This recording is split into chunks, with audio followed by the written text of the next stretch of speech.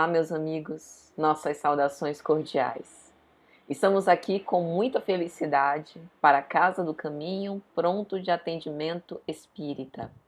E ficamos muito felizes de nos unir a esses esforços tão edificantes, tão valorosos dessa casa amiga para manter as atividades mesmo em regime de quarentena, utilizando a tecnologia à nossa disposição para continuar fazendo bem para nós mesmos e para todos que porventura possam se beneficiar das reflexões e das atividades que são mantidas nesse regime de prudência, porém de coragem.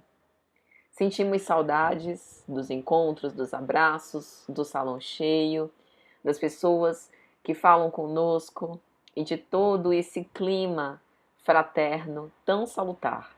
Mas nós permanecemos conectados, psiquicamente conectados, e seguiremos juntos nessa experiência e passaremos por ela como se espera que um cristão passe, trabalhando, confiante, renovando a cada dia a sua fé e contando uns com os outros, porque nós não estamos aqui nem desamparados, nem sozinhos. Nós precisamos entender que é através do outro que nós ascendemos. E o nosso tema fala sobre isso. Fala sobre os meandros da solidão. Solidão e Jesus. Lembra do nosso divino Messias e da experiência que ele teve de amparar tantas almas e no momento mais angustioso da sua vilejadura carnal, a solidão. Mas Deus estava com ele. Solidão e Jesus é o primeiro capítulo desta obra, Messe de Amor, uma das obras mais bonitas de toda a literatura mediúnica, pelo espírito Joana de Ângeles, psicografia de Divaldo Pereira Franco. Mas antes de começar as nossas considerações, nós leremos uma mensagem dessa obra Ceifa de Luz, pelo espírito Emmanuel, faremos uma prece de abertura dos nossos trabalhos, então as considerações e uma prece final de agradecimento. Dito isso, vamos começar. A mensagem está no livro Ceifa de Luz, pelo Espírito Emmanuel, psicografia de Chico Xavier, faz parte da coleção Fonte Viva, e o capítulo é o capítulo de número 10, Doentes em Casa. E a paz de Deus domine em vossos corações, para a qual também fostes chamados em um corpo, e sede agradecidos. Paulo. Colossenses, capítulo 3, versículo 15. Se abordasses agora o plano espiritual para lá da morte física, e aí encontrasses criaturas queridas em dificuldade, que farias? Aqui, talvez surpreendesses um coração paterno em frustração, mas além, abraçarias um companheiro ou um associado, um filho ou um irmão, carregando o resultado infeliz de certas ações vividas na terra. Que comportamento adotarias se as leis divinas te outorgassem livre passaporte para as esferas superiores, facultando-te, porém, a possibilidade de permanecer com os seres inesquecíveis em tarefas de amor? De certo, estarias a decidir-te pela opção insopitável. Não desejarias compartilhar os céus com a dor de haver abandonado corações inolvidáveis à sombra transitória, a que se empenharam com os próprios erros. Reconhecê-los-ias por doentes, reclamando proteção. Demorar-te-ias junto deles na prestação do auxílio necessário. Referimo-nos à imagem para considerar que os parentes enfermos ou difíceis são criaturas às quais, antes do berço, em que te refizeste no plano físico, prometeste amparo e dedicação. Nascem no grupo familiar, realmente convidados por ti mesmo ao teu convívio, para que possas assisti-los no devido refazimento. Entendemos no assunto que existem casos para os quais a segregação hospitalar demorada e distante é a medida que não se pode evitar. Mas se tens contigo alguém a quem ames, a erguer-se por teste permanente de compreensão e paciência, no instituto doméstico, não afastes esse alguém do clima afetivo em que te encontres, sob o pretexto de acerenar a família ou beneficiá-la. Guarda em tua própria casa, tanto quanto puderes, os parentes portadores de provações, e não lhes decretes o exílio, ainda mesmo a preço de ouro. Apoia-os, qual se mostrem, com as necessidades e lutas que lhes marcam a existência. Na certeza de que todos eles são tesouros de Deus, em tarefas sob a tua responsabilidade, ante a assistência e a supervisão dos mensageiros de Deus. Veja que mensagem. Que mensagem que eu abri aqui ao acaso, pertinente para os nossos dias de hoje. Que fala desse convite que nós temos dentro de casa, sobretudo nesses períodos de quarentena, para amar e compreender os parentes ditos difíceis, que na verdade são essas ovelhas que nós optamos por permanecer junto a nós, para quem sabe, através do amor, ir dirimindo a pouco e pouco todas essas incompreensões e exercitando esse perdão e esse amor incondicional tão difícil. Vamos então orar, meus amigos. Divino amigo e mestre, Senhor, nosso querido amigo de sempre, nós te agradecemos por essa oportunidade de estarmos aqui nesse momento, refletindo sobre a tua santa mensagem, aurindo forças das vossas palavras, dos vossos exemplos, rememorando todas as demonstrações de amor incondicional que vós testemunhastes, Jesus, a fim de que nós também possamos nos estimular a este caminho no bem, guardadas as naturais circunstâncias e dentro das nossas limitações e dificuldades. Por isso é que te pedimos, abençoa os nossos bons propósitos, enche-nos o coração de misericórdia, de compreensão e de paciência, para que nós possamos exercer nesses dias, como sempre exercestes enquanto esteve conosco, a tolerância, e possamos cumprir o mandamento que vós nos ensinastes: amai-vos, meus filhos, como eu vos amei. Que assim seja, meu Mestre Jesus. Que o Senhor esteja sempre conosco e seja para sempre glorificado. Que assim seja. Então, meus amigos, como dissemos no início, hoje nós vamos abordar o primeiro capítulo dessa obra, Messe de Amor, intitulado Solidão em Jesus. Por que nós pensamos na sugestão deste tema? Especialmente nesse período de confinamento, nós somos inevitavelmente convidados, e alguns de nós, à força, e com uma certa dose de incompreensão e rebeldia, e tentativa de desobediência e de não entendimento, somos convidados ao recolhimento, a esse momento de interiorização em que nós interrompemos um pouco a marcha atribulada das necessidades de ter que dar conta e passamos a reavaliar quais são as nossas principais prioridades. O que é efetivamente que nós não podemos deixar de pensar, de ver, de dar conta, sobretudo se nós já estamos efetivamente vivendo conforme a imortalidade.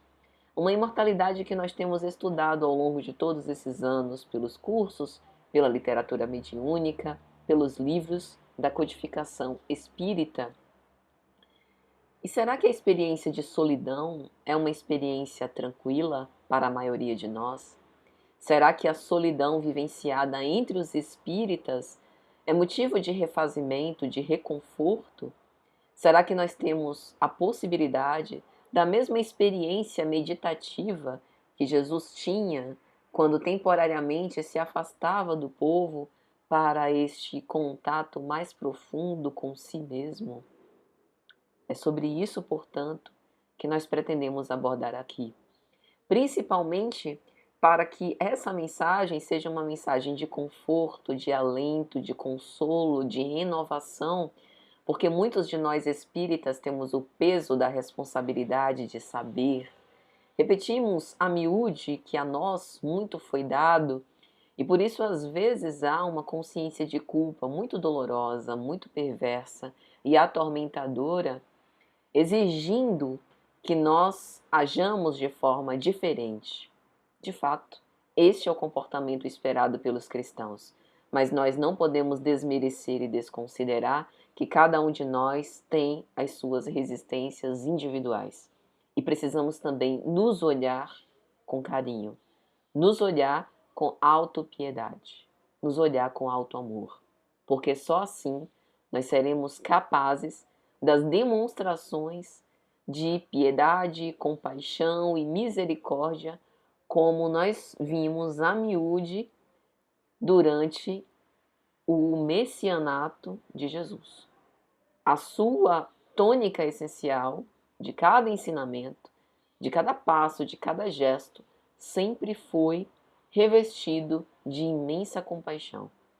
E isso só é possível porque, no caso do Jesus humano, ele já demonstrava uma completude perfeita, uma equação completamente equilibrada e harmoniosa das suas emoções. Infelizmente, este ainda não é o estágio da grande maioria de nós outros. E por isso, nós vamos aqui refletir sobre como melhorar a experiência da solidão com base no que o nosso próprio Mestre tem a nos ensinar, em virtude do seu exemplo. A obra Messe de Amor, que veio a lume por primeira edição em 5 de maio de 1964, quando a gente olha o prefácio, assinado por Joana de Ângeles, nós vemos que ela escreveu em 1º de fevereiro de 1964.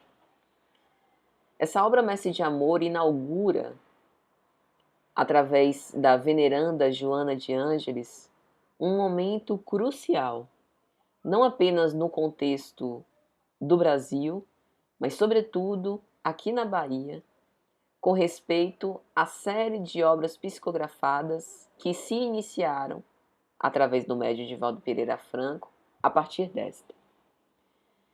É uma coletânea de mensagens que Joana de Ângeles faz questão de afirmar que foram escritas ao longo de mais de 10 anos.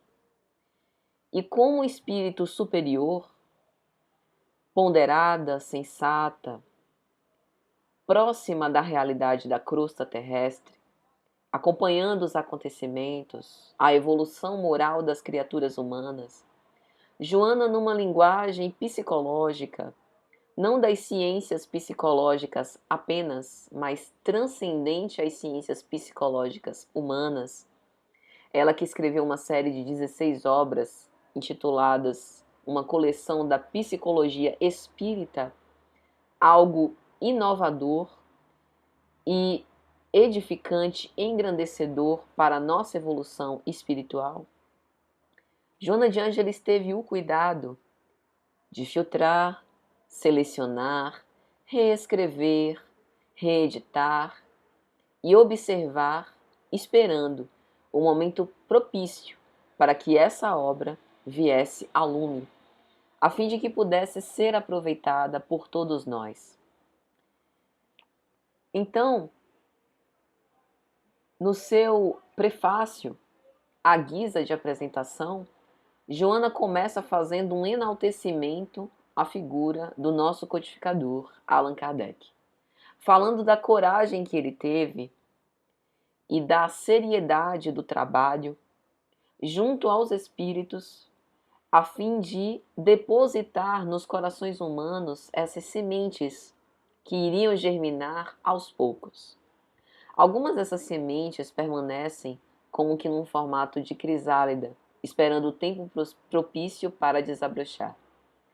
E esses solos que contêm essas sementes ainda não germinadas, eles podem conviver diretamente conosco, dentro do nosso próprio lar. É muito comum nós vermos a inquietação de muitos espíritas de tentar converter a todos aqueles que ele ama aos ensinamentos dos espíritos através da doutrina espírita. mas nós sabemos. E o próprio Allan Kardec fez questão de elucidar e escrever textos vários sobre esse assunto, dizendo que a igreja errou muito por dizer que fora da igreja não há salvação. A doutrina espírita apregoa que fora da caridade não há salvação. E é por isso que em tempos pandêmicos, tão difíceis, tumultuados e tormentosos como hoje, nós vemos a solidariedade e a fraternidade despontar entre não religiosos, entre ateus, materialistas e pessoas de diversas religiões. Talvez esse seja o momento anunciado por Jesus no capítulo 24 de Mateus. Haverá pestes, epidemias, guerras, mas ainda não será o fim. E o evangelho do reino será proclamado entre os povos, e aí então virá o fim.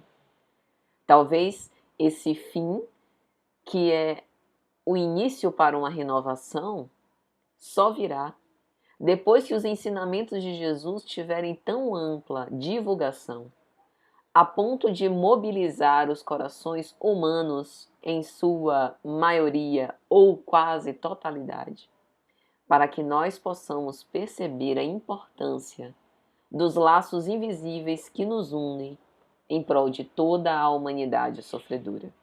E aí então haverá tão esperada transição, pela qual nós estamos passando a partir deste momento e desde muitos anos.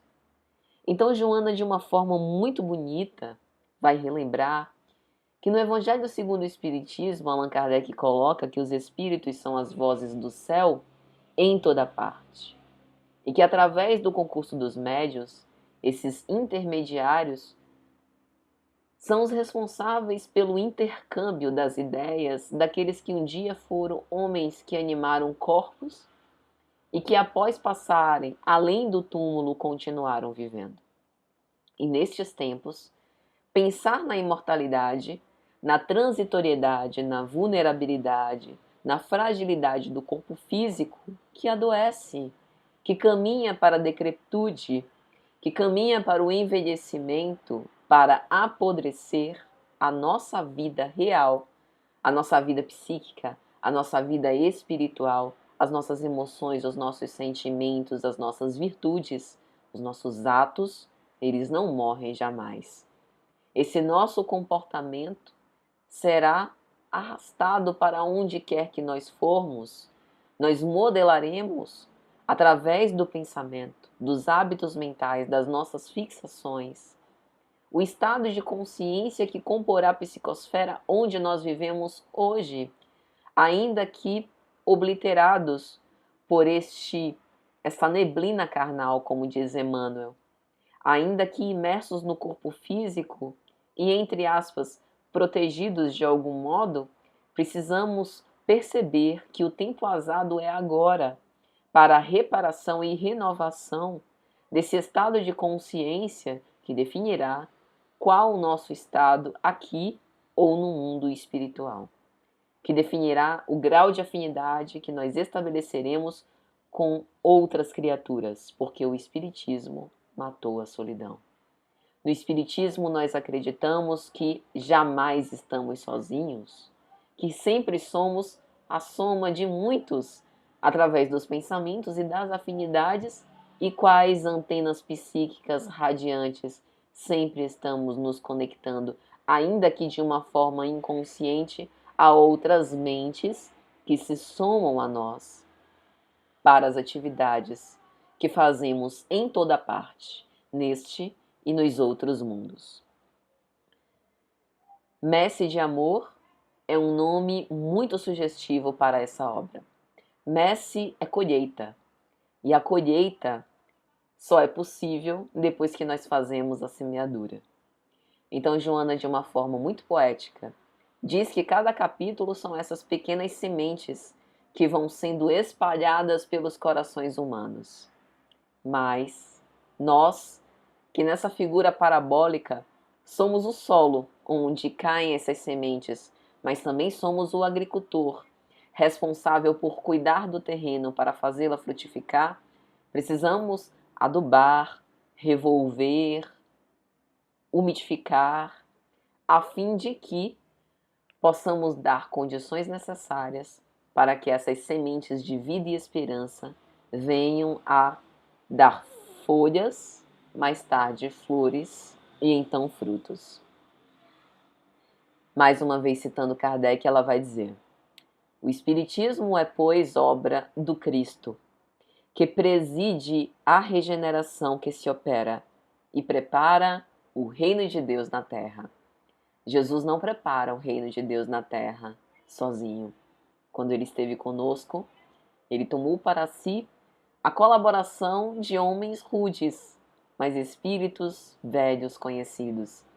Espíritos que já tinham aquelas primícias da sua mensagem divina e que, ao olhar para aquela imagem inesquecível, para aquele mestre compassivo, aquele olhar magnetizou-os de uma tal forma que eles se sentiram quase que hipnotizados a segui-lo e largar todas as suas supostas prioridades. Do mesmo modo, acontece hoje para nós esse chamado. Essa pandemia, a proliferação desse vírus, é como se fosse a instauração de uma guerra sem ódio, de um combate em que não é necessário pegar em armas e tanques de guerra para atacar o nosso inimigo. É um convite para um combate interior, mas um combate sem feridos, sem martírios, sem tormentos, sem angústia. Talvez um combate com dor, mas uma dor que traz significado na sua existência. Uma dor que educa, uma dor que é mestra, uma dor que nos mostra o caminho certo para seguir, como se fosse o aguilhão da nossa consciência, aprumando-nos para que nós possamos seguir o bom pastor, como ovelhas obedientes e que estejam sendo organizadas por esse mestre divino, que é o governador planetário, que é o regente de todas as tarefas mais importantes do nosso planeta, que está à frente de todas as transformações que nós estamos vendo acontecer. Portanto, por que o desespero? Aparentemente, podemos estar sozinhos em casa, mas nós estaremos sempre conectados pelo pensamento com Jesus, se assim nós quisermos. Os seus emissários estão junto conosco. E será que nós temos a sensibilidade suficiente para perceber que estamos permeados de Deus, que nos movemos em Deus, que Deus está no nosso interior e também do lado de fora, que nós estamos amparados, protegidos?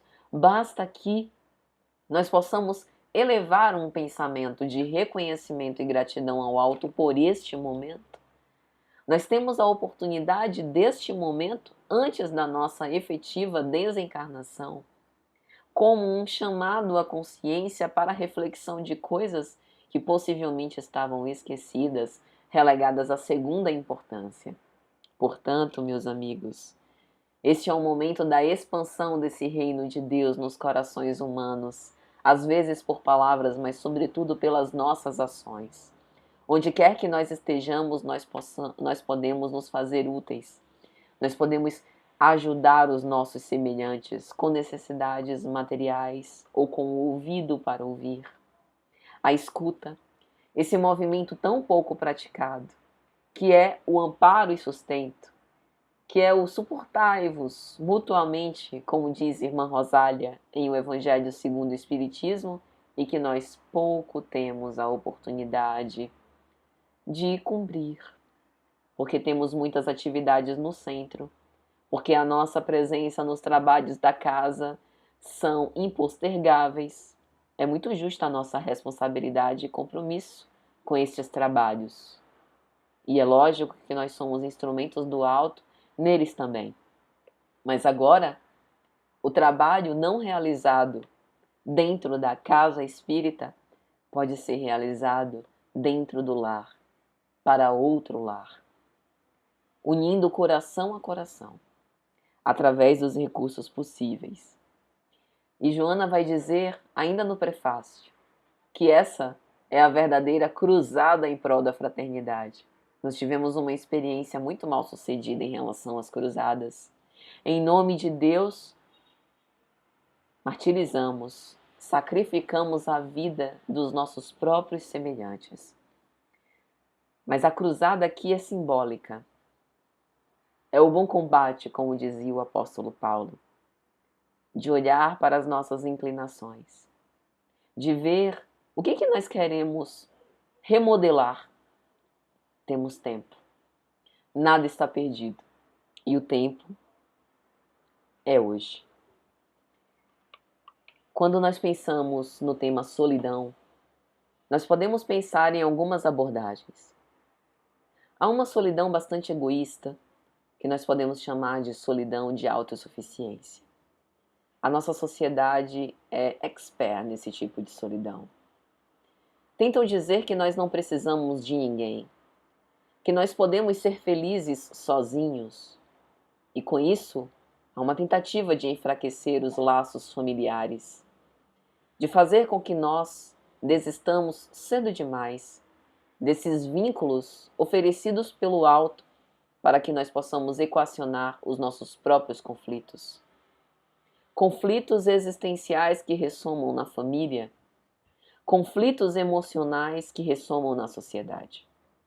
E se nós temos visto tanta violência e agressividade do lado de fora, é porque no interior do lar doméstico há esse incêndio emocional, há esse torvelinho não equilibrado.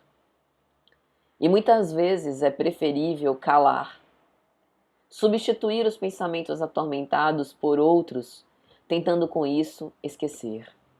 Mas a verdade é que eles nunca morrem e que o outro funciona sempre como uma ponte que nos leva a Deus. Amar a Deus acima de todas as coisas e ao próximo como a si mesmo.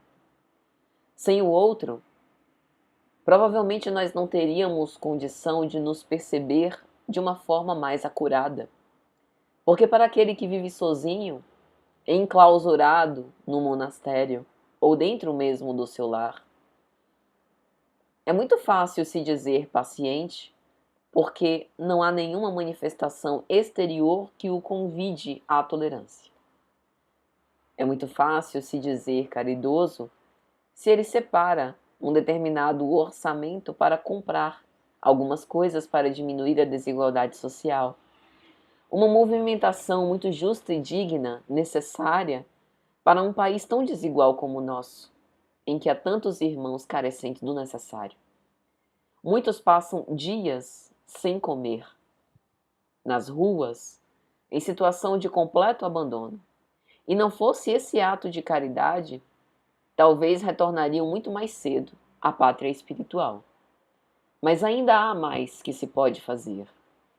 E pensar sobre este egoísmo, nesse tipo de experiência de solidão, é pensar sobre o que nós estamos fazendo na nossa própria vida em prol da nossa própria felicidade e da felicidade também dos outros.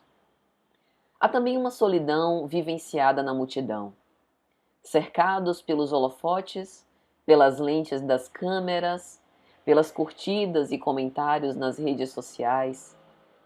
Em geral, as pessoas ditas famosas, que ostentam poder e prestígio na sua sociedade, são os chamados formadores de opinião. Tem centenas, milhares, milhões de súditos, de fãs, de seguidores. Mas, não obstante, serei tão ovacionados por uma multidão de mentes que lançam as suas expectativas, as suas raivas, as suas paixões. E também os sentimentos nobres em relação a eles sentem-se profundamente sozinhos. Como explicar? Talvez porque a solidão seja uma experiência interior. E às vezes nós estejamos buscando do lado de fora um reconhecimento e um significado existencial que na verdade existe do lado de dentro. E nada do mundo externo poderá preencher esse imenso vazio que por vezes ameaça tomar conta de cada um de nós. Há também uma solidão de propósitos. Muitas vezes vivemos bem, temos afinidade com a nossa família, somos cercados de amigos, mas quando falamos das nossas convicções éticas, morais, da nossa conduta, às vezes somos julgados por um excesso de severidade, por seguir com muita retidão esses ensinamentos espíritas e que talvez não precisasse tanto assim. Talvez isso seja desperdício e estamos perdendo de aproveitar a nossa vida para seguir uma vida quase de beatitude. É muito comum a gente ouvir esse tipo de coisa e é muito comum também da gente ficar entristecido ao ouvir esse tipo de coisa. As incompreensões que podem ser revestidas de doçura e afabilidade, como nesse caso, mas também podem ser revestidas de crítica muito amarga. Elas fazem parte do testemunho comum de qualquer um que se diga cristão. Porque ser cristão na atualidade é andar na contramão dos valores da nossa sociedade. A nossa sociedade é marcada pelo desempenho, pelo cansaço, por não ter limites, por superar a si mesmo e por estabelecer uma cultura de indiferença em relação à dor do outro. A mensagem do Cristo fala exatamente do contrário. Para o Cristo, felicidade é doar a si mesmo, é abnegadamente, devotadamente amar a todos, sobretudo aqueles que nos perseguem e nos caluniam, aqueles que se colocam na condição dos nossos adversários. Para a sociedade atual, isso é loucura. Não há a menor razão de ser. Esse culto ao sofrimento, entre aspas, parece uma grande histeria, mas nós que somos cristãos sabemos que é isso que nos salva. E talvez essa solidão de propósitos seja justamente um convite para o exercício em nós da tolerância e da paciência ao contraditório e aquilo que é diferente. Não obstante a diversidade de opiniões, a liberdade de consciência dada por Deus a cada um de nós, nós precisamos conviver com essas opiniões contrárias e tentar buscar o bem-estar possível nesse tipo de situação. Há também uma solidão da dor. Muitas vezes nós sentimos uma pungente angústia e cada um de nós temos uma vivência emocional com um sofrimento muito particular e muito subjetiva.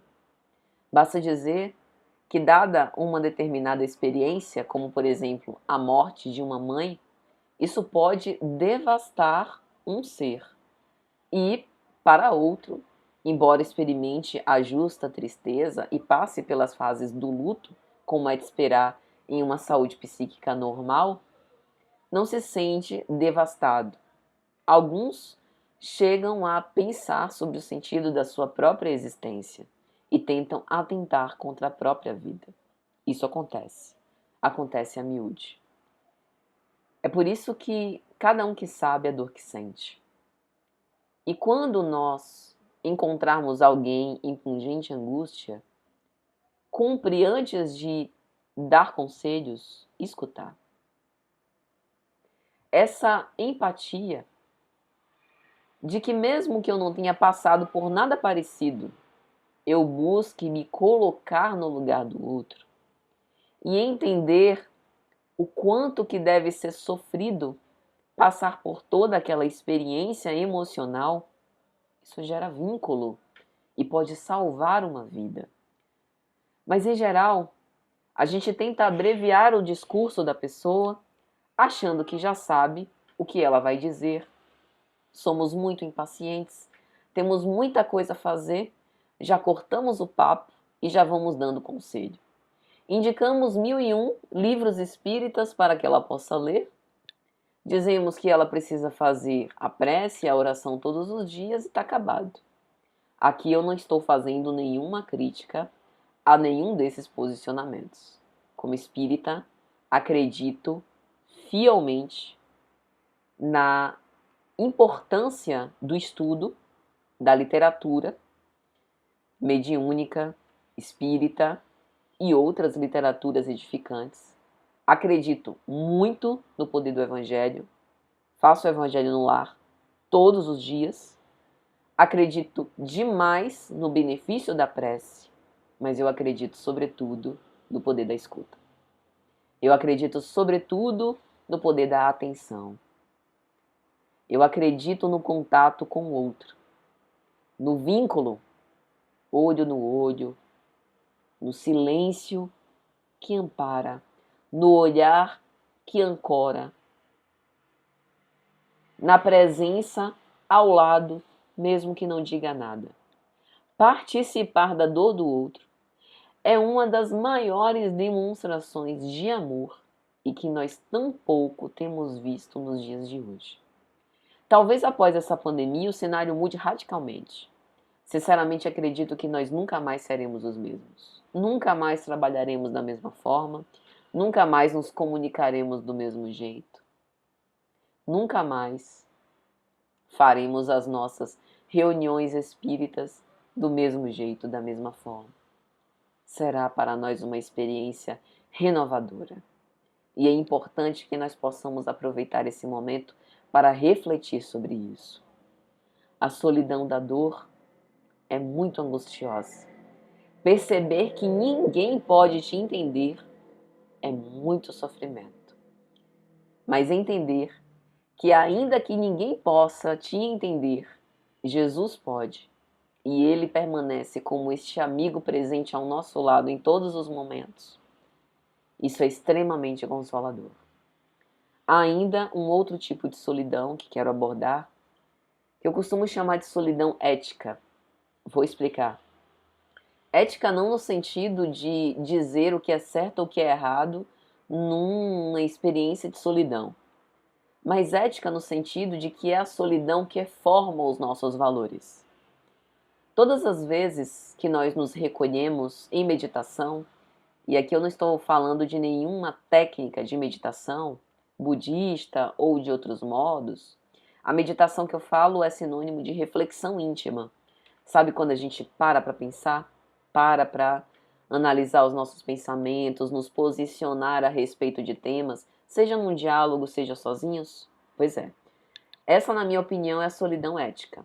Quando a gente para e reflexiona sobre a nossa vida, sobre os nossos atos, sobre os nossos pensamentos, sobre temas como, por exemplo, aborto, suicídio, sentido da vida, imortalidade da alma, dentre outros. Por quê?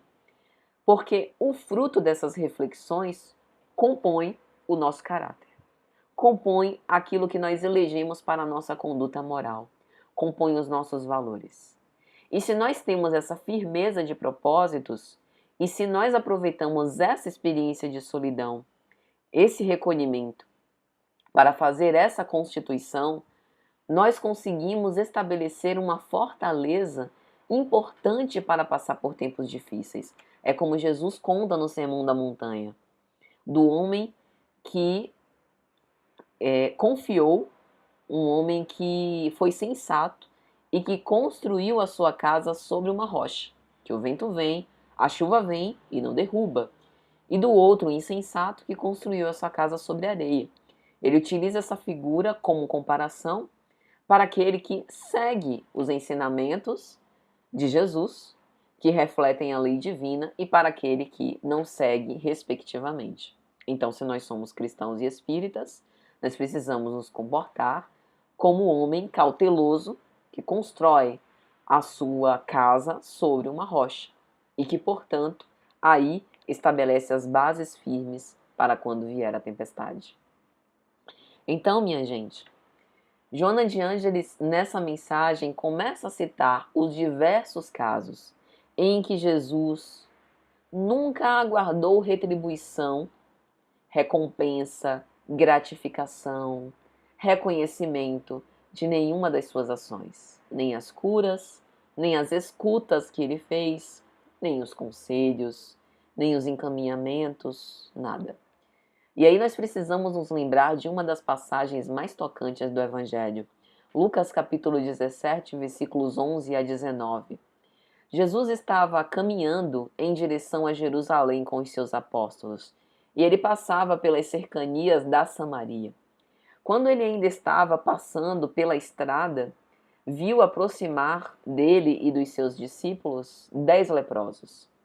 E os leprosos, por conta da característica da doença daquela época, sabiam do contágio e sabia também da repulsa, do repúdio que algumas pessoas tinham, né, de apedrejá-los, de chamá-los em voz alta de imundos e do risco, portanto, né, de morrer antes da lepra pela violência, por conta das posturas, dos costumes, da cultura daquela época.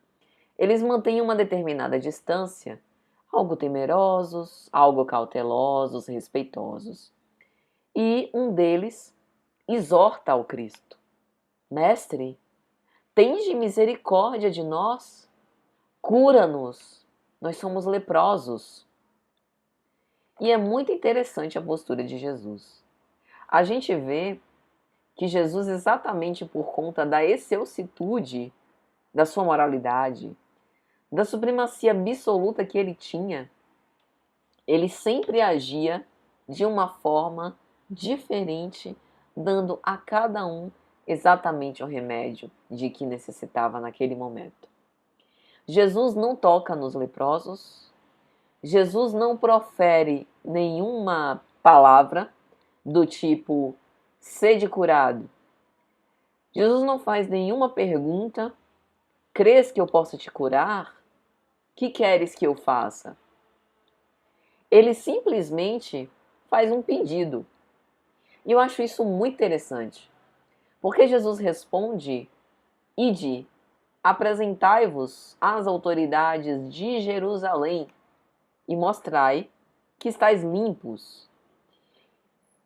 E aí eu fico imaginando a reação dos leprosos perante aquelas palavras de Jesus. Do tipo assim, é só isso? Você não vai fazer mais nada? Né? Não tem uma transfusão energética, embora na época isso nem fosse compreendido. Mas é só isso? É só caminhar? Mas nada dos ensinamentos de Jesus por parábolas, pelas vivências, é feito a esmo. Tudo tem um significado. E na maior parte das vezes, na quase totalidade, esse significado é um símbolo espiritual. Aqui mais uma vez. Os leprosos foram curados a caminho. Não havia certeza. Não havia garantia. Eles não tinham passado por um tratamento médico e não tinham recebido a alta do médico para voltar para casa. Eles não foram internados no hospital. Nada disso. Eles não tiveram garantia. Eles precisaram confiar. Será que isso tem a ver com o que a gente está passando hoje? E o mais interessante é que nenhum deles ousou perguntar nada. Porque todas essas especulações que eu faço aqui são divagações de Patrícia, tá? No texto evangélico, no texto de Lucas, não tem nada disso. De dizer que os leprosos perguntaram, e aí, qual foi? Qual vai ser? Não. Eles simplesmente se colocaram a caminhar. E confiando em mais uma cura à distância, como a cura do servo do centurião, que a gente até já gravou palestra para o canal Lições de Amor sobre isso, confiando na promessa, eles se colocaram a caminhar. À medida que eles se colocaram a caminho, indo para Jerusalém, perceberam uma renovação das suas carnes. E efetivamente a cura estava se dando enquanto eles se colocaram a caminho. Veja mais uma vez o símbolo. Não adianta nós permanecermos parados no mesmo lugar. Nós precisamos trabalhar. E talvez isso seja especial para o que nós estamos vivendo. Não parar. A hora não é de parar. A hora é de continuar de outro modo. O trabalho que antes era exterior, trânsito, consumições, preocupações, horários, agora é um trabalho interior.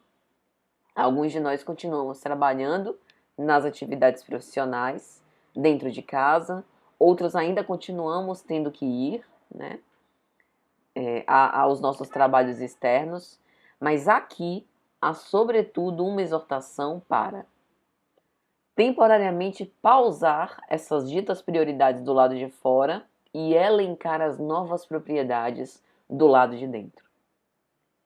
Se movimentar, porque para caminhar a gente precisa gastar energia nesse processo. A gente tem que se engajar, que se envolver de algum modo, se mobilizar, um pé para frente e alternando com outro pé para continuar a nossa marcha. Perseverança. Essa é a palavra. Mesmo em dias aflitivos, manter a perseverança. E o que é que nos motiva? Nos 10 leprosos, o que motivou foi o fato deles terem a promessa. Ora, se Jesus é o mestre e ele está pedindo para que a gente se apresente aos judeus, vai acontecer alguma coisa. Isso é fé. E a nossa fé? De que serve a nossa fé? Agora que a gente prova. Nos tempos sombrios, é que a fé recebe as suas colorações mais belas e fulgurantes. E aí o que acontece é que um deles, sendo samaritano, ao perceber a sua cura, volta para agradecer. Mais um símbolo especial. Será que na nossa rotina atribulada antes da pandemia, nós tivemos oportunidade de voltar para agradecer? Será que nós priorizamos isso? Agradecer pelo novo dia, agradecer pelo pão de cada dia, agradecer pelo teto, agradecer pela oportunidade de ser útil? Agora a gente tem a oportunidade. Porque num cenário pandêmico, cada dia de vida é um milagre. A enfermidade de graça prolifera. A vida é um milagre. E quando Jesus encontra aquele homem, diz: onde estão os outros? Não voltaram para agradecer? Vai, tua fé te salvou. Talvez Jesus esteja falando para nós: vai, tua fé te salvou. Esse é o combustível. Continuar perseverantes caminhando, porque é a nossa fé quem vai nos salvar. Nós temos uma possibilidade muito especial. O conhecimento da imortalidade da alma deve significar consolo. Temos uma visão diferente. Eu fico imaginando o desespero daqueles que, infelizmente, não têm essa visão existencial da vida, que acham que efetivamente o futuro é o nada, que depois daqui acabou. Deve ser atormentador. Mas nós temos uma visão diferente e mais que isso, nós temos Jesus. Então Joana continua falando que todos os atos de Jesus foram de amor incondicional. Ele começa o seu messianato nas bodas de Caná. Está lá em Gênesis, capítulo 15, os milagres do Evangelho. Kardec tenta explicar as bodas de Caná. Está também na obra Quando Voltar a Primavera, pelo espírito Amélia Rodrigues. Uma comemoração tão bonita que marcou o início do seu messianato. E na cruz, o vinagre. Nas bodas de Caná, ele serviu o vinho bom. Na cruz, foi-lhe servido o vinagre, o vinho acre, azedo, amargurando profunda sede. Nem um copo de água. Essa é a proposta do amor incondicional. Jesus doa-se para todos os que perfuraram o seu tórax, no auge da crueldade humana. Os que choravam aos pés da cruz, entre angústia, saudade, aflição, pelo seu profundo sofrimento. Os que tiveram medo, não obstante muito amá-lo, os que aceitaram a sua mensagem e os que repudiaram a sua mensagem. Jesus na cruz sacrifica-se para os cristãos primitivos e para os cristãos por vindouros. Ele morreu para todos. E será que nós não podemos também morrer para Ele, no sentido de tentar esquadrinhar as nossas emoções e ir transformando aquelas inclinações que não nos vão lá dar elevação espiritual? Será que por Jesus nós não somos capazes de carregar a nossa cruz tão mais leve, tão proporcional ao nosso estágio inicial de evolução, ao nosso estado ainda de tanta imperfeição? E aí Joana vai dizer que esse serviço devotado e sem condições marca a mensagem do Cristo. Um Cristo que distendeu seu amor a todos esses corações. E ela cita muitos exemplos. A mulher hemorroíça, a mulher de Magdala, a mulher cananeia que apela para os seus filhos, Ana, sogra de Pedro, a mulher flagrada em adultério. Todos esses casos mostram o quanto Jesus foi capaz de dar de si mesmo em prol dos outros. Mas, no momento afligente, ele esteve a sós. E se tem uma frase que pode coroar bem esse tema que nós estamos conversando, que Joana escreve, é: lembra-te dele, só no mundo e o Pai com ele. Jesus, como modelo, passa por todas as vicissitudes humanas que nós podemos padecer. E ele mostra como nós deveríamos reagir perante cada situação. Perante os sábios, os humildes, os necessitados, os atormentados. A expulsão de demônios, que Jesus é protagonista, não é apenas um fenômeno desobsessivo. É sobretudo simbólico. A sua autoridade moral acalmou tempestades, pacificou ondas turbulentas do mar do Tiberíades, lago de Genezaré. Será que isso tem alguma coisa a ver com hoje? O alto tem recursos imensos para debelar de uma vez por todas essa enfermidade.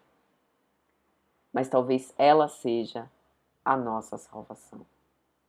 Talvez através dela nós possamos, enfim, alcançar um novo patamar de entendimento e de confiança aos desígnios de Deus. Porque eu garanto, a gente reza o Pai Nosso e às vezes a gente não presta atenção naquilo que a gente está dizendo. Seja feita a vossa vontade. Isso inclui tanta coisa. Isso subentende que se eu peço para que seja feita a vontade do Pai, primeiro eu sei o que o Pai está fazendo. Eu admito a sua onipotência. Admito a sua bondade, a sua magnificência. Sei, portanto, que Ele não faria algo para nos prejudicar, para nos fazer sofrer. Sei da sua perfeição. E de que Ele coloca a lição necessária para que a gente possa desenvolver esse amadurecimento e também está implícito a aceitar. Porque não adianta a gente pedir para que seja feita a vossa vontade e depois se rebelar, desobedecer, não gostar. Ah, mas eu não pensei que era essa a vossa vontade. A gente não consegue adivinhar os desígnios de Deus. Pelo menos não no nosso atual estágio evolutivo. confiança. Deus estava com ele. E talvez esse processo de comunhão, que nos é tão impressionante, digno da nossa profunda admiração, ainda seja tão pouco compreendido. Porque os santos foram forjados no leito de dor. A fortaleza que nós vemos dos santos foi a guisa de sofrimento. De ter enfrentado problemas bem mais complexos do que o que nós estamos passando. E jamais desesperar. Por quê? Jesus com eles. Jesus conosco. Então, meus amigos, já passando para as nossas considerações finais, é como Joana diz. Às vezes nós estamos lado a lado com muitas pessoas que não nos compreendem e por isso experimentamos solidão. Às vezes a solidão afetiva foi um gênero de provas que nós escolhemos para, quem sabe, ter maior dedicação com as tarefas que nós iríamos assumir aqui. Precisamos, portanto, aproveitar essas oportunidades para sermos úteis. Úteis para nós mesmos, em primeiro lugar. E isso não é egoísmo. Eu vejo muita gente se questionando: será que cuidar de mim é egoísmo?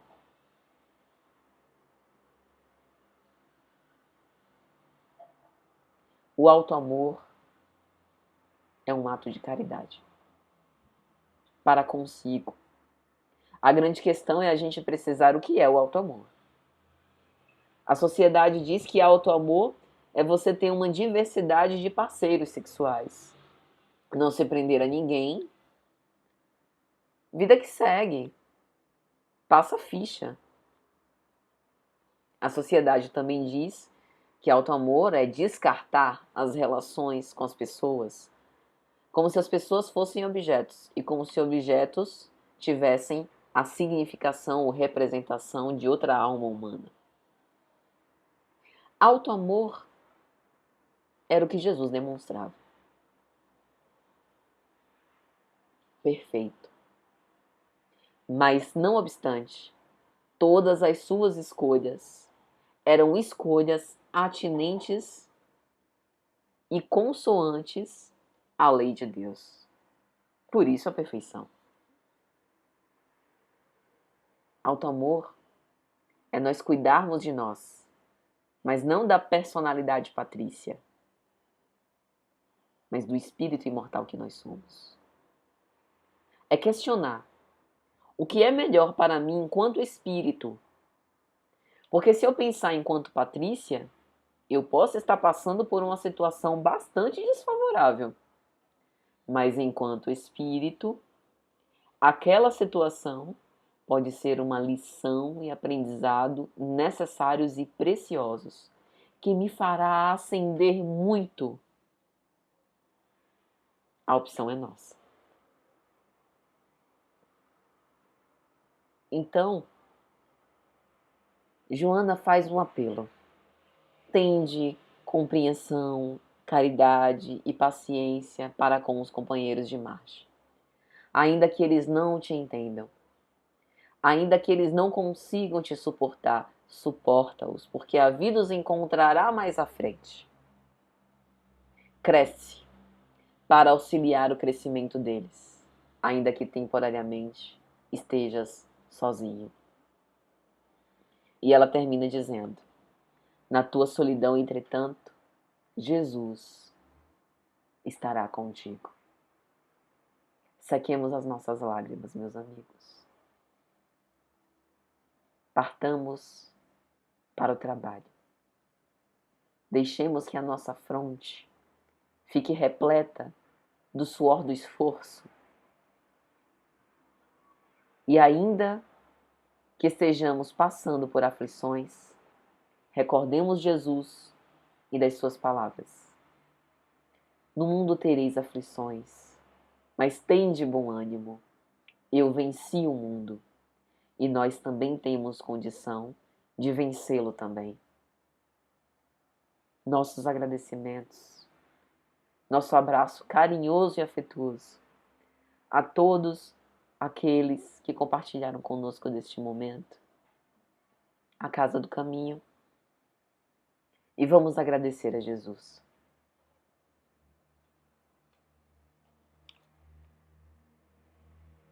Mestre de amor e bondade, que os teus ensinamentos, que o teu exemplo vivo esteja sempre marcado em nossos corações. Ampara-nos nessa hora difícil, para que possamos nos fortalecer e aurir do teu evangelho o combustível necessário para prosseguir. Estimula-nos a paciência e a bondade, que nós possamos, Senhor, não aceitar convites de discórdia, desentendimentos e de maldade, que nesses tempos tumultuados também graçam. Permaneçamos blindados com essa couraça da caridade, o capacete da fé, com todos esses equipamentos que visam nos proteger e colaborar para a nossa evolução espiritual. Ainda que sozinhos, estamos com Jesus. Obrigada, Senhor, por vossa companhia e presença. Que possamos ouvir-te e alcançar-te, por ora, pelo pensamento. Vem ter conosco, hoje como sempre. Que assim seja. Muita paz, meus amigos.